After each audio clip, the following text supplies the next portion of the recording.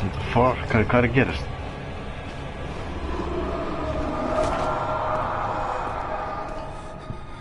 Oh my god. Okay, what the fuck?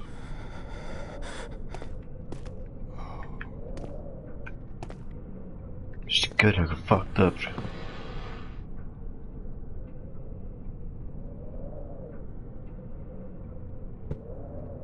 And then he comes. Drie minuten vast. Hey. Come on, what is this? What is this tentacle?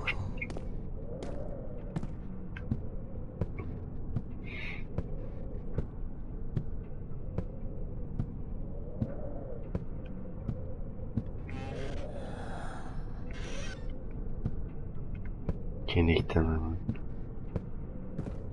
Yeah. The fuck?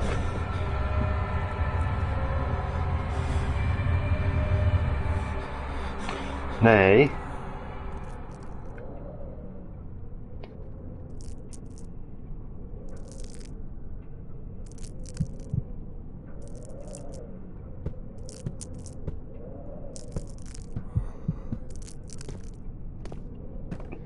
Geen los. Besef. Ik scare zitten als ik.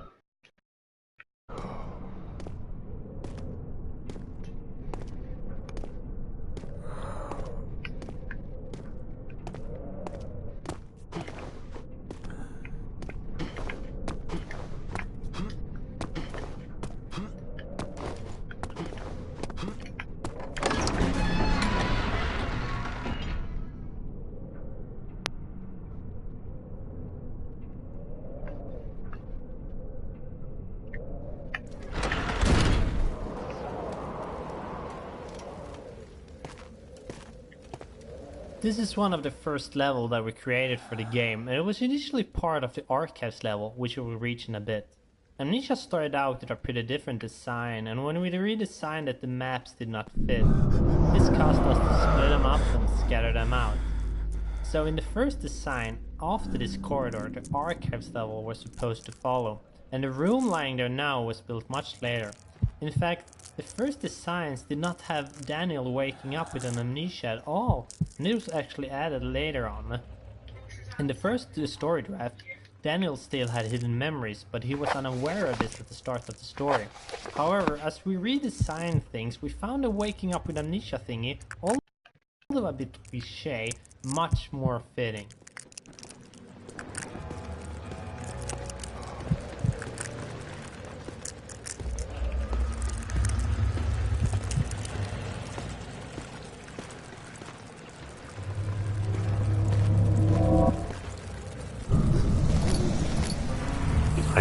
Rechte.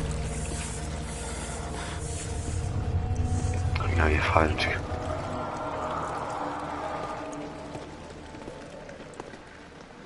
Oh my god.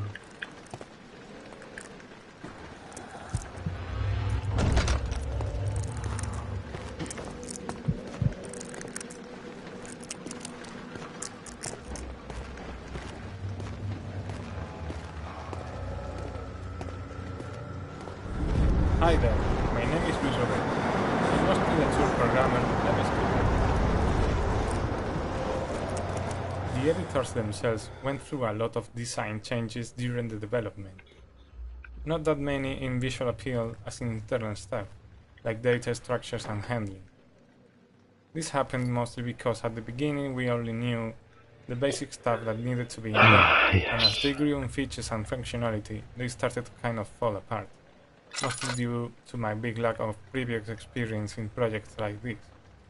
Right now, aloud what the hell still sounds in my head when I look at some parts of the code, but I am still proud of them. They can also get a bit buggy at times, but hopefully this won't happen again in the future, and I already got some nice ideas for the next iteration of the tools.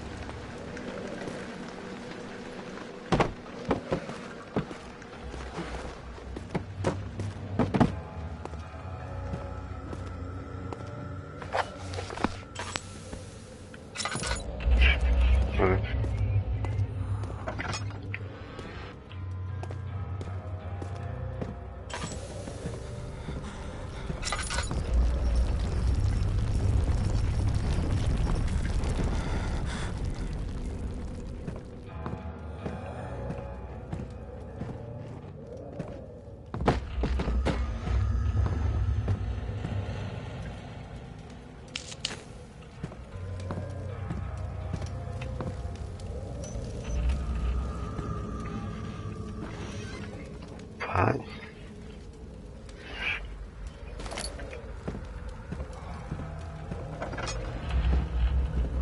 Yes.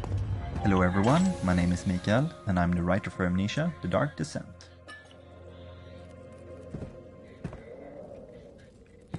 I think we can all feel the story kick-starting as we finish the letter from Daniel.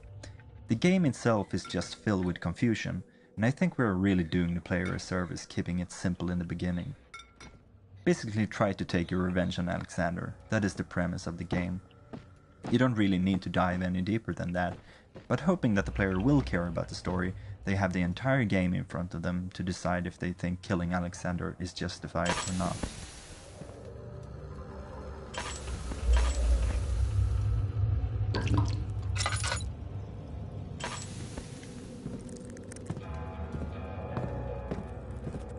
Wait, look at this.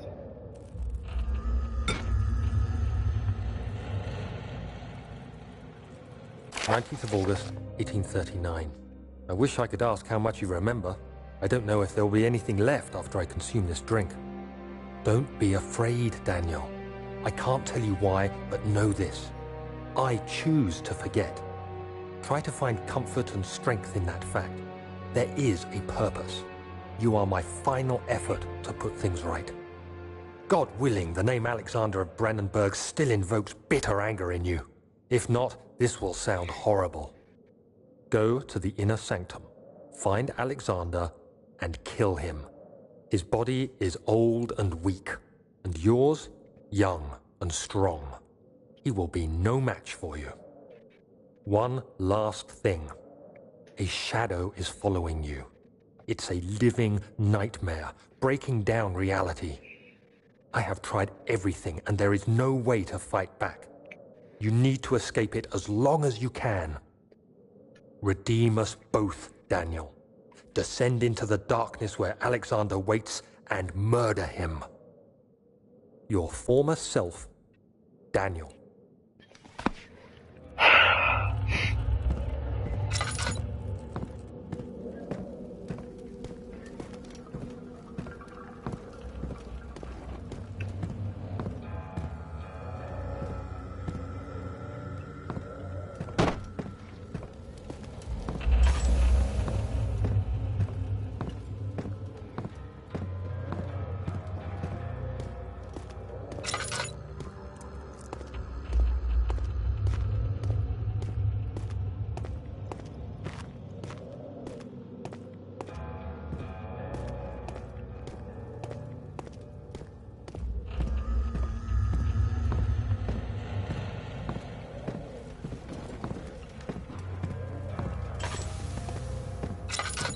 No.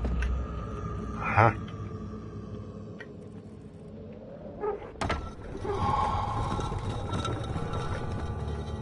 Hello everyone, my name is Mikael.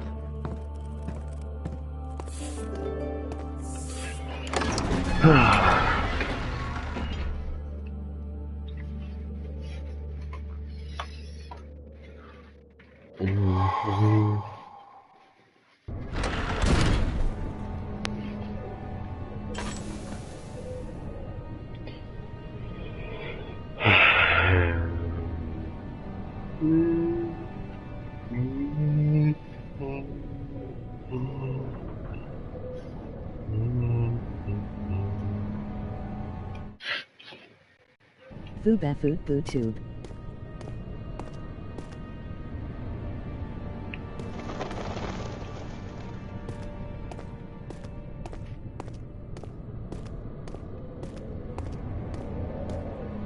Hello, my name is Mark Nikander. I'm a 3D artist and level creator at Fictional Games.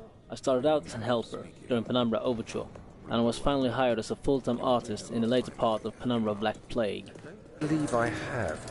Is it connected to the... Emoji happy tears. What did you call Emoji it? happy tears. The inner Emoji sanctum. face with open mouth. My Emoji most okay. precious Emoji chamber, wink. Daniel. Emoji grin. In the black. Emoji grin. Scattered throughout the Emoji game, you happy can see some tears. signs Emoji written in happy Latin. tears. The Emoji reason for happy using tears. it is that Emoji it was happy considered tears. the language Emoji of happy culture and tears. science. Emoji As happy most tears. scientific and philosophy authors wrote their works and treatises in it. As we are dealing with a castle dwelled by a pretty smart guy that has been around since the Renaissance period, Latin all around the place was something we should expect. Being the only guy in the team that had a direct contact with Latin, in high school to be more precise, well, it was kind of logical that any translation to be done would have my name on it. Translating stuff into Latin was kind of strange and fun task to do. At first I had a classic Latin dictionary, so if I had to translate any modern term, I would have to track its etymology down to the Latin equivalent, or look for a synonym or similar expression that had a direct translation. Then I had the luck to come across some dictionary for modern stuff online that addressed most of this stuff for a huge lot of terms, so it couldn't have come in a better time. Some days I would have Sebastian dropping a list of 9 or so entries to be translated, and before finding this dictionary it was quite a lot of work. On a side note, we even had a choose your Latin poll on a couple entries, just to pick the one that sounded better for everyone. Results were pretty unanimous, by the way. For some final words on this, I must confess that, while I was pretty good at this in high school, that was like 15 years ago, so right now I'm not 100% sure translations are correct at all, but I took the time to make them at least plausible, so my apologies go in advance to any Latin guru up there playing the game, as I myself get on the verge of losing my temper when I see stuff like this obviously made up.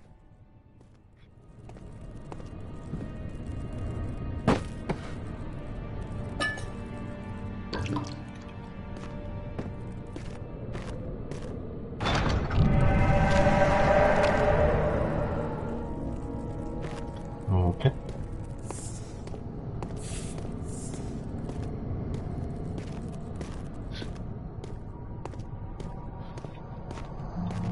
The entrance hall was first shown in our first gameplay trailer, and while the layout hasn't changed much, the details certainly have.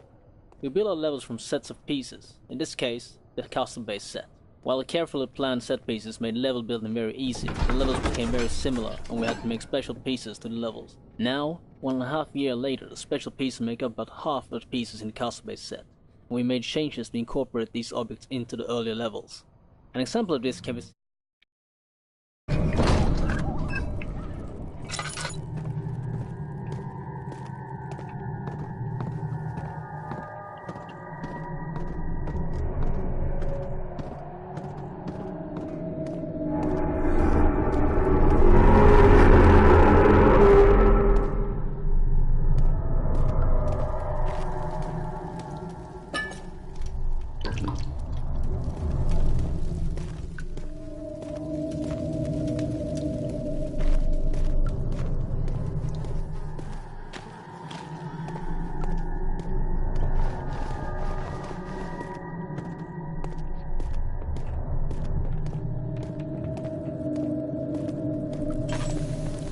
particle editor is also a fine part of the tool bundle, and it is what we use to create particle effects for maps and events.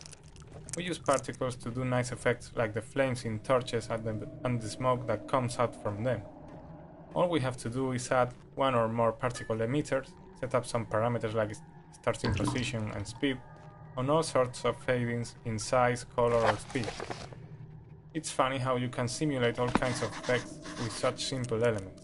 I very much recommend you to try it yourself.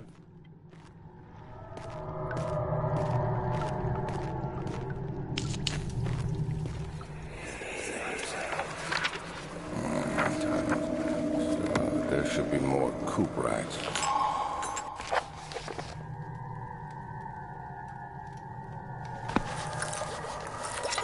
Let me see. And one part Aquaforce.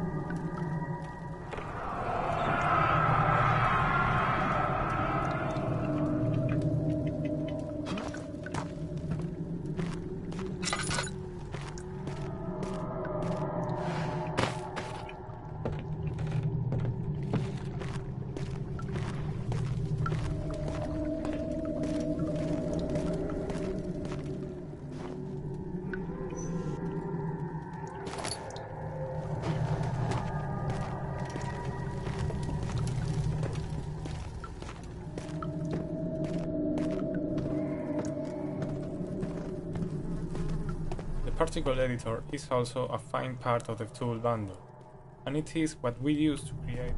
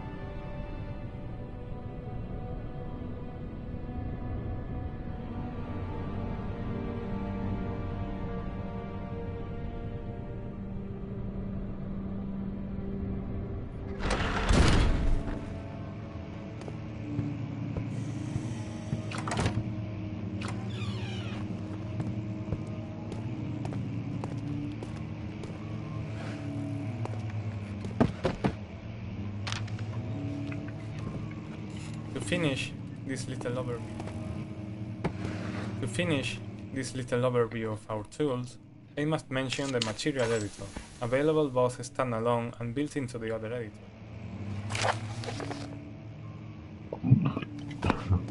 To finish this little overview of our tools, I must mention the material editor, available both standalone and built into the other editors. The program itself is very simple to use. You have some material types defined by the engine, and you can throw in textures to be used for diffuse, normal maps, height maps, as well as some variables to control specific parameters for a material type. When I was writing it, I could just stare while the preview model rotated around itself and the parallax mapping effect was on when testing, just for fun.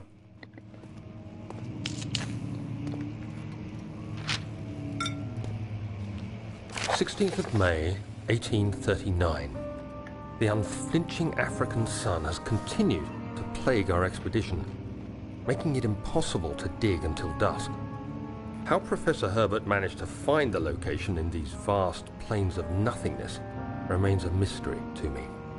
When I asked him about the tomb again, he told me about the legend of Tin Hanan, the mother of us all.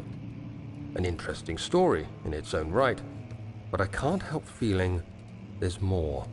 Later that evening, we uncovered a passage beneath the dunes leading to a sand-covered stone structure. The professor was confident it was the tomb we sought and ordered the others to clear the way late into the dark, cold night. Tomorrow, I shall lead the men into the ancient structure, hoping to reach the burial chamber. No matter what the Professor is keeping from me, the dig should yield something interesting to take back to London and the British Museum.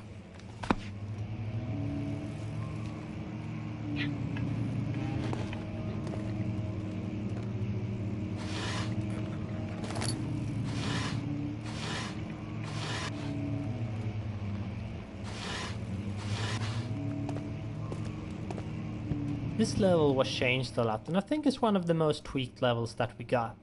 Not only was it part of the big archives level that we had to split up, but it was also hard to get it engaging enough. The problem here is that we don't have any sort of fun mechanic that rely on to make the game engaging. Instead, we rely on story, atmosphere, and environment. This is true for many other levels and the game as a whole, but these were kind of the one of the larger levels that we made, and also one that didn't have much puzzles and such. So when testing it, we quickly get bored with it, and we wanted to add more spooky events to spice it up. But then later on, testing proved that these events weren't that necessary, and we also felt that they were a bit lame and not fitting, so we decided to remove them. Then the back part of the level, we wanted to make that a more linear experience, with the current player getting trapped and all, forcing the player to solve the destroy wall and find secret door puzzles. Previously, testers often missed that they can solve these problems. The level is now very different from the early designs.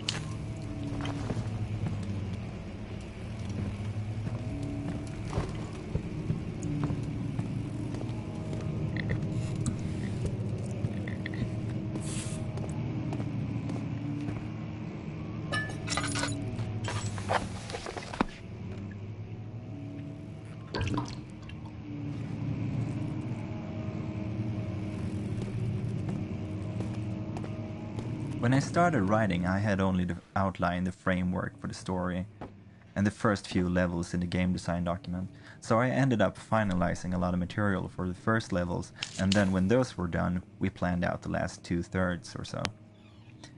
This had a funny effect since I had to not only cater to the story, but to stay true to the stuff I've written for the first levels. Usually you can go back and forth while writing and change things, but if you have already recorded voices, you really shouldn't because of the costs. So the first text really shaped the rest of the material in an interesting way, and made them matter in a way I hadn't thought about.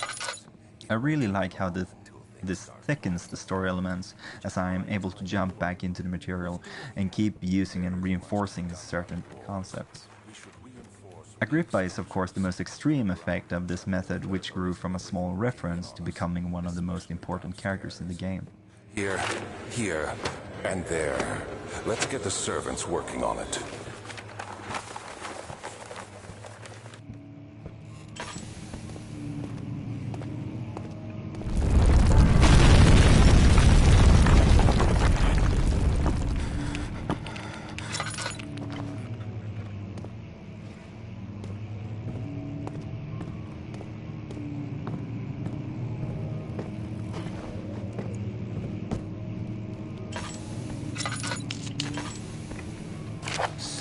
May 1830. Today, I took some men and ventured into the dark, ancient passage we uncovered. Our torches burned faintly in the murky air as we slowly made our way underground. The men were superstitious and fearful. They argued loudly, and I felt their strange language getting to me. I mustered my strength and yelled at them to continue down the slopes and broken steps. The crudely carved passage confused me. It looked much older than the 4th century structure we had expected. The twisting path emerged into a great antechamber. The walls were lined with statues unlike any I'd ever seen. Despite their unearthly quality, I felt a strange familiarity toward them, which haunts me still. At the far end of the chamber, a great slab of stone sealed off whatever lay ahead. I gave the order to raise it, and as I pushed through the narrow space, the heavy stone suddenly dropped, sealing me inside. I was trapped.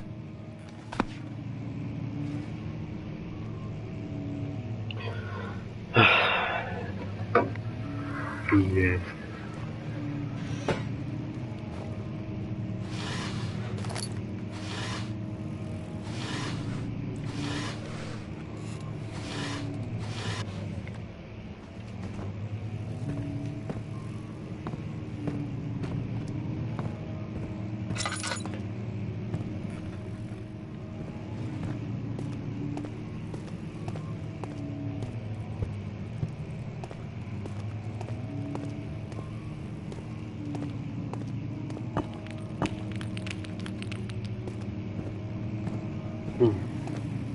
Aha.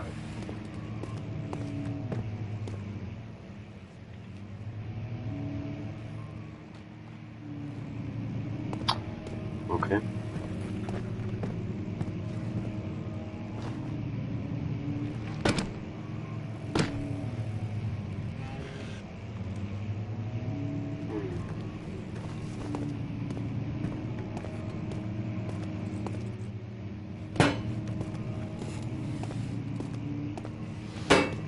Ah, no.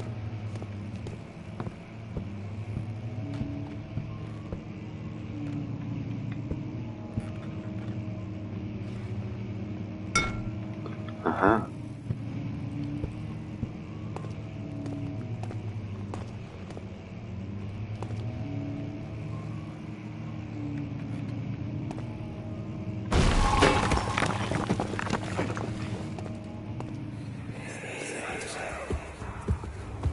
You have to be swift when you activate the first one.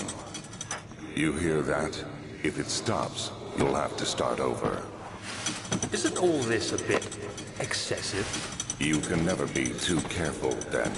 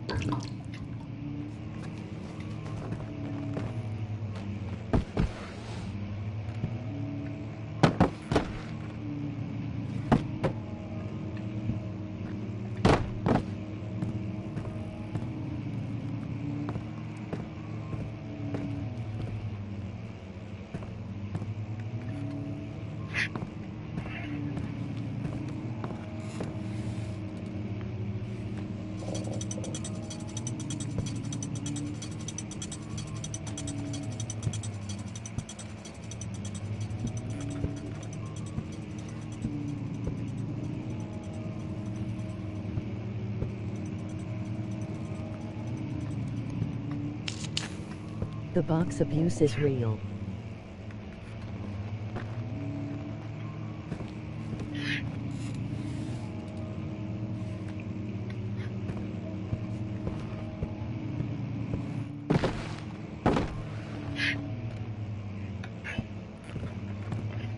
What?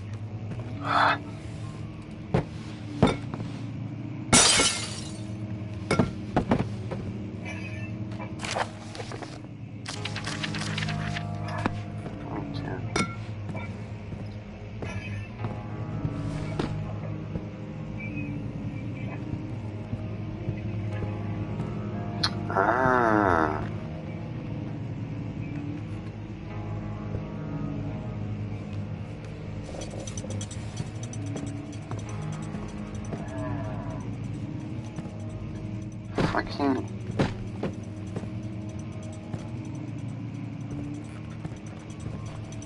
Yeah.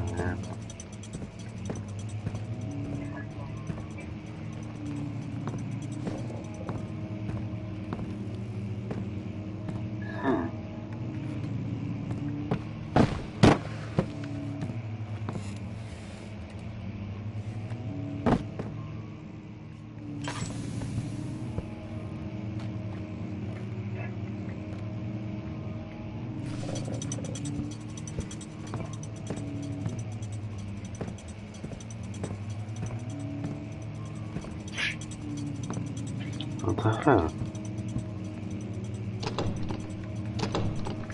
Fuck.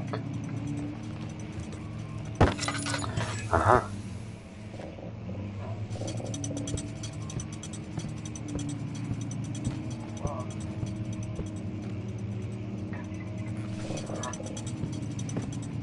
Okay. Yo, what the fuck?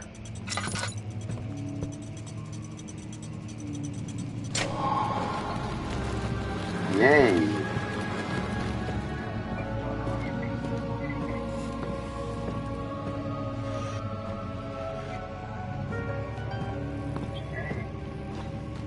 Oh, dude.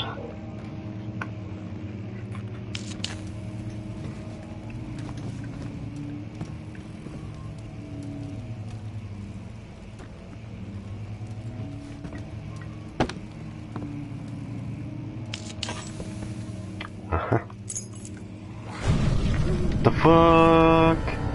No. Nah.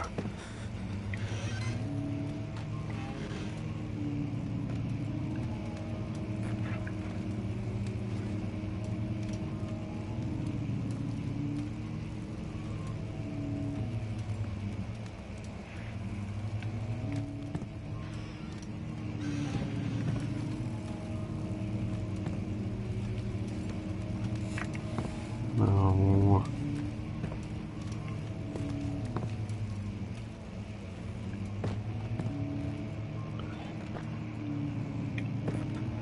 Oh my god. Oh my god.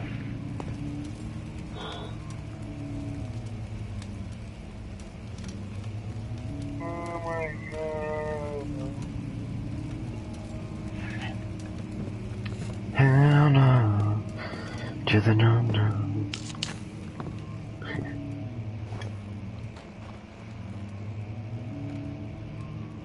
Why?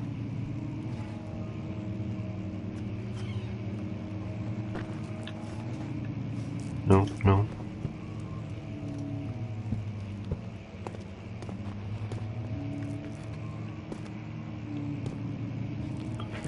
my god. Yeah. Fuck.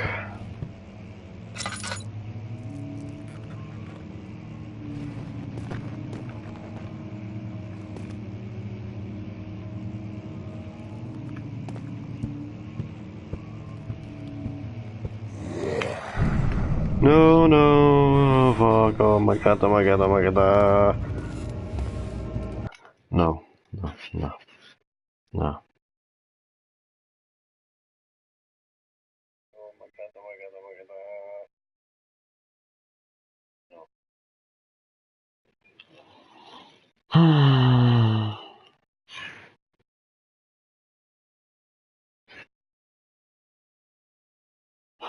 Hell no. Fuck no.